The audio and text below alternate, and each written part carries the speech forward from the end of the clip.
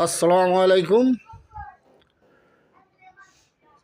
12 ফেব্রুয়ারি যে নির্বাচনটা হয়েছে, আশা করি যে চিন্তাধারা করেছিলাম আল্লাহর রহমতে বাংলাদেশের জনগণ সেটা দেখিয়ে দিয়েছেন। সুচিন্তা করে বিএনপি দলটিকে ক্ষমতায় এনেছেন জনগণ। আশা করি এই বিএনপি দলটি এখন দেশের জন্য ভালো কিছু কাজ করবে। আমি আমার ব্যক্তিগতভাবে 30 বছর ধরে দলটিকে চিনি, জানি, দলের কাজ করি। আমি কোনো পদের লোক নয়, আমি একজন মাঠকর্মী হিসাবে কাজ করে এসেছি দলের।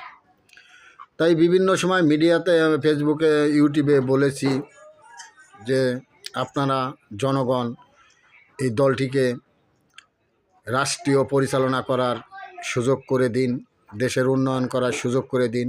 ইনশাল্লাহ জনগণ তা দিয়েছেন। এই জন্য আমি আজকে আমার ব্যক্তিগতভাবে সমগ্র বাংলাদেশের মানুষকে জানাই আন্তরিক অভিনন্দন ও শুভেচ্ছা। বিএনপির তরফ থেকে, জাতীয়তাবাদী বিএনপির তরফ থেকে আমি একজন কর্মী হিসাবে বলছি, সমস্ত বাংলাদেশের মানুষকে আন্তরিক শুভেচ্ছা ও অভিনন্দন। আসসালামু আলাইকুম। আপনারা ভালো থাকবেন। ইনশাল্লাহ প্রধানমন্ত্রী হবেন তারেক জিয়া, তিনি দেশ ভালো পরিচালনা করবেন, এটাই আমার প্রত্যাশা। ধন্যবাদ সবাইকে।